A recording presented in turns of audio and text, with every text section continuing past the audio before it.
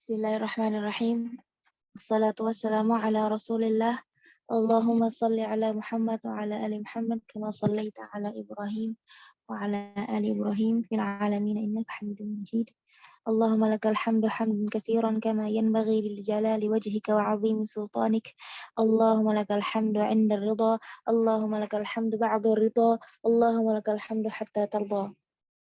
Alhamdulillahilladzi hadana li hadza wa ma kunna linahtadiya laula an hadana Allah. Allahumma ij'alil Qur'ana al-Karim rabi'a qulubina wa jalaa'a humumina wa ahzanina wa shifaa'an lima fi sudurina. Allahumma 'allimna minhu ma jahilna wa dhakkirna minhu ma nasina. Allahumma ij'al hujjatan lana wa la taj'al hujjatan 'alaina. Allahumma ij'al shafi'an lana yawmal qiyamah bi rahmatika ya arhamar rahimin. ربنا هب لنا من أزواجنا وذرياتنا قرة أعين واجعلنا للمتقين إماما ربنا اغفر لنا ولوالدينا وارحمهما كما ربياني صغيرا اللهم نعوذ بك من الرياء والسمعة اللهم ارزقنا تلاوة القرآن آناء الليل وأطراف النهار على وجهك يرضيه عنها برحمتك يا أرحم الراحمين اللهم اجعلنا أهل القرآن اللهم اجعلنا أهل القرآن اللهم ارزقنا جنة الفردوس ربنا آتنا في الدنيا حسنة وفي الآخرة حسنة وقنا عذاب النار وآخر دعوانا أن الحمد لله رب العالمين. Baik, kita akan masuk ke materi selanjutnya insyaallah adalah mengenai sifat huruf yang ketiga yaitu syiddah, rokhawah dan bainiyah. Baik, ana akan flashback sedikit ke materi sebelumnya. Jadi kalau makhrajnya hamas itu adalah sifat yang dilihat dari segi mengalirnya udara, ya. Dilihat dari segi mengalirnya udara. Tapi kalau misalnya sifat ini yang sekarang mau kita bahas syiddah, rokhawah dan bainiyah itu adalah sifat yang dilihat dari segi mengalirnya suara, ya. Dilihat dari segi mengalirnya suara. Jadi asyiddah menurut bahasa adalah artinya kuat, ya, kuat. Kuat. Jadi suaranya yang kuat, ya. Di sini maksudnya apa? Secara istilah tajwid, tertahannya aliran suara ketika melafalkan huruf untuk menyempurnakan tekanan pada makhraj, ya. Jadi tertahannya suara saat huruf-huruf itu terucap gitu. Jadi ciri-cirinya huruf syiddah ini tidak bisa dibunyikan saat dalam keadaan sukun. Disebabkan saat menekan makhraj itu suaranya langsung terputus gitu. Bila suaranya berhenti, tidak akan ada bisa lagi dilanjutkan karena sifatnya ini kuat gitu. Karena tekanan pada makhrajnya ini sangat kuat ya pada sifat ini gitu. Jadi hurufnya di sini ada 8.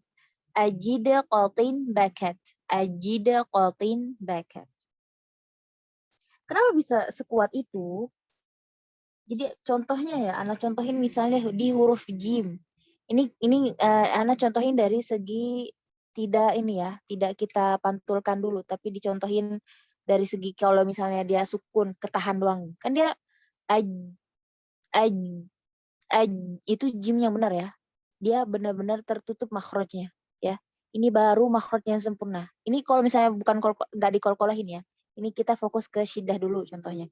Aj, aj, atau misalnya hamzah a tertahan kan terus dal nggak dikolkolahin ya. Ad, ad, qaf juga al qa juga al ba juga ab kaf sama tertutup dengan rapat. Jadi suaranya tertahan. Saking kuatnya. Jadi kalau udah sukun, dia jadi syiddah. Ya kan? Tertahan. Karena apa? Karena dia tertutup makhrajnya dengan sempurna. Nah, kalau misalnya, ini tuh dia kalau misalnya di sini nih, di Syekh Aiman dijelasin makhraj syiddah nih ya. Nah, kita bisa perhatikan gambarnya nih, tertutup dengan rapat ya, sama tadi dengan buku yang sebelumnya. Ketahan suaranya ketika dia sukun. Nah, di sini huruf syiddah ini terbagi menjadi 2. Ada syadidah majhurah, ada syadidah mahmusah. Terbagi menjadi 2. Syadidah majhurah Itu maksudnya adalah dia punya sifat syiddah, tapi dia punya juga sifat majhuro, yaitu jahar. Ya, kan udah tahu jahar itu huruf-hurufnya apa? Huruf-huruf jahar itu selain huruf mahmusa, fahasahu syakhsun sakata, ya kan? Nah, nih, kutubu jadin tambah hamzah. Ya, kutubu jadin adalah huruf-huruf qalqalah ya, ditambah hamzah. Itu adalah huruf-huruf syadidah majhurah. Jadi kalau ditanyain, sebutkan huruf-huruf syadidah majhurah, kita udah tahu jawabannya adalah kutubu jadin ditambah hamzah, ya. Terus kalau misalnya huruf-huruf syadidah mahmusah, yaitu huruf-huruf yang memiliki sifat syiddah dan diiringi juga dengan sifat hamas mahmusah. Ya, huruf-huruf mahmusah adalah fahasahu syakhsun sakata, kaf dan ta, ya kan? Nah, kaf dan ta masuk huruf hamas. Tapi dia juga masuk ke huruf syiddah, ajid qatin bakat, ya kan? Nah, begitu. Jadi kalau ditanyakan, sebutkan huruf syadidah mahmusah adalah kaf dan ta. Jangan sampai nggak tahu. Ya kalau nggak tahu berarti nggak didengarkan videonya ini. Baik. Jadi kenapa dia disebut syadidah majhurah? Ya, karena bedanya apa sih syiddah sama jahar? Kan kita udah tahu kalau jahar itu pita suaranya nutup, ya, getaran. Jadi terasa getarannya ketika jahar, ya kan? Kayak uh, gitu kan? Dia jahar karena katup pita suara ketutup. Nah, ketika dia syadidah ke makhrajnya juga tertutup, ya kan? Gitu. Dan jim juga sama. Aj, aj, aj. Nah, majhuro di sini ketika dia qalqalah. J, j. Perhatikan kalau misalnya ketika suaranya ini sedang qalqalah. J. Nih, perhatikan video di sini. Perhatikan animasinya, gerakan ketika dia tertutup. Ini jahar ya. Aj, aj. Ini ketika syadid. Ini ketika syiddah doang ya. Ini belum mengalir suara jaharnya. Aj, aj, aj, ya kan? Jadi kalau misalnya kita nyebutin huruf jim berangin kayak aj, jim, ar-rajim, itu tandanya makhraj kita belum benar, ya. Tandanya apa? Makhraj kita belum benar. Kalau misalnya kita nyebutnya j, nah ini contohnya nih. Keadaan di mana jimnya ini sudah masuk qalqalah nih. Pada sifat syadid majhurah, syadidah majhurah. Nah, dia keluar udaranya, lihat anak panahnya je, ini keadaan misalnya qalqalah, je, suara seperti ini, suaranya je, aj, je, aj, je, je, je, itu keadaan jim ketika qalqalah. Atau misalnya juga sama ketika dengar dal, ade, de, ade, de, ade. Atau misalnya aqo, ko, ya. Paham ya sampai di sini kenapa dia disebut dengan syadidah majhurah. Tayyib, dari mana PDF-nya? Gitu. Ya, tuh lihat. Tadi kan sudah lihat animasinya. Nah, begini, dia mengalir. Seperti itu. Di sini juga dijelasin juga kan sama. Ada qutbu jadin, ada 2 huruf syadidah yang tidak memiliki sifat qalqalah cuma hamzah, ya kan? Yang memiliki sifat qalqalah ada 5. Sisanya dia syadidah mahmusah, ya, bisa dibaca di sini. Nah, tuh, kalau kaf sama ta kenapa mahmusah? Karena itulah tadi. Karena dia mengalir udaranya. Contoh animasinya seperti apa? Nih, kaf ya, nih kaf animasi. Ak, ak, ak, ya kan dia udah ketahan, terus mengalir udaranya ketika dia menjauh. Jadi ada dia ketika tasodum, ketika dia bersentuhan, ak tertahan, tapi ketika dia tabaud menjauh, maka dia keluar udara. Ak, ak, ak. Maka salah kalau misalnya kita mengucapin huruf jim berangin aji, aji, aji. Itu tandanya ketika dia syadid itu nggak nempel dengan sempurna. Berarti makhrajnya tidak tertutup dengan sempurna, ya. Berarti salah kalau misalnya aji. Tapi harusnya aj, je, mengalir. Je, ketika menjauh je, biasa. Nah, kalau kaf dia berangin karena sifatnya mahmusa. Syadidah, ini kan syadidah dulu, baru mahmusa. Ak, ak, ak, ya kan? Ak, seperti itu animasinya. Ini sering banget terjadi ya, huruf jim itu dianginin itu sering banget. Nah, lihat animasinya. udara yang mengalir. Nah, tuh. Itu yang putih adalah dukhon, yaitu maksudnya udara, uapnya maksudnya ak, ak. Nah, seperti itu animasi huruf kaf ya, mengalir seperti ini. Nah, kita lihat huruf ta. Huruf ta juga sama. Huruf ta. Nah, kayak misalkan soderok. Kalau misalnya kita pakai syadid kan, soderok. Ya benar, soderok. Nah, ini huruf ta. Perhatikan. At, at, at, at. Mengalir kan? At. Nah, nah. Nah, biar nempel dulu at, terus berangin pas kita menjauh. At. Tapi kesalahan yang sering terjadi, merubah huruf ta sukun itu menjadi seperti huruf sin. Kenapa? Karena ketika kita menjauhkan, jadi kan kita tahan dulu nih ketika syiddah at. Nah, ketika diturunkan, itu lidahnya langsung diturunin ke bawah kayak gini. Nih, kayak gini nih. Langsung diturunin mana nih? Nggak ada di sini gambarnya ya. Di foto tadi aja. Nah, ini langsung diturunin gini nih. Kan harusnya slow motion dulu nih. At, pelan-pelan. At, diturunin jangan langsung ke gigi seri bawah. Nanti bunyinya jadi at, at, at. Ini sebagian dari kita banyak banget yang salah di sini ya. Jangankan orang Indonesia, orang Arab sendiri juga banyak yang kayak gitu. At, at, gitu. At, misalnya tabat yada, banyak banget yang kayak gitu ya. Kadzabat samudu wa adu. Kadzabat, untuk misalnya apa lagi tuh? Katabat. Nah, di sinin at. Kenapa? Karena ujung lidah terfulisannya ini langsung diturunin ke gigi seri bawah. Nah, itu kesalahannya. Seharusnya dijauhin aja dulu. At. Jadi secara alami at, at, at, at, baru ke bawah nanti pelan-pelan. At. Jadi jangan langsung diturunin ke bawah, nanti hurufnya jadi sin. Dan juga sebagian dari saudara kita ada yang mengucapkan huruf kaf itu sifat hamesnya dihilangin. Jadi bunyinya ak, ak, ak. Nah, itu katanya kebanyakan orang India ya. Orang India kalau ngaji itu sering huruf kafnya itu nggak ada apanya? Nggak ada hamesnya. Ya. Ini bunyinya ak, ak. Jadi kayak misalnya alam nashrah laka sadrak gitu. Wa wada'na 'anka wizrak. Jadi nggak ada hamesnya, itu salah. Nah, itu kesalahan itu kalau misalnya kita ngucapin huruf kaf dengan syiddah doang tanpa mengucapkan hamesnya, tanpa kita sebutkan tanpa kita ucapkan sifat hamesnya, maka itu kaf tersebut disebut al-kafus somma. Al-kafu as-somma. Tulisannya alif lam shad mim alif hamzah. Alif lam shad mim alif hamzah. Al-kafus somma.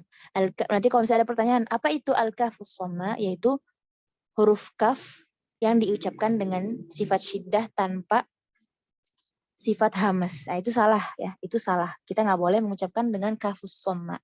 Tapi apa itu at-ta'ul kalau misalnya tak yang diucapkan dengan syadid doang, syiddah doang, tanpa sifat hamas, itu disebut at-ta'ul mabturah. At-ta'ul mabturah. Alif, lam, mim, ba, ta, waw, ro, tak marbutah.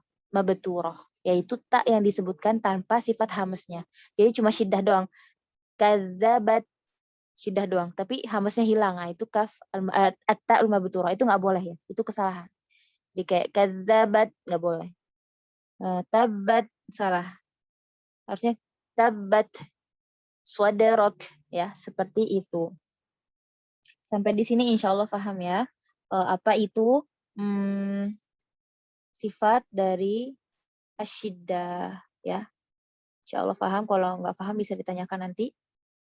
Nah, nih lihat ya. Tuh, ini digambarkan juga ternyata ya, tak mengalir hamasnya. Ketika menjauh ya, at. Tapi lihat ujung lidahnya, tidak langsung ke bawah ya. Nanti jadi sin tuh. Ak, tuh mengalir hamasnya.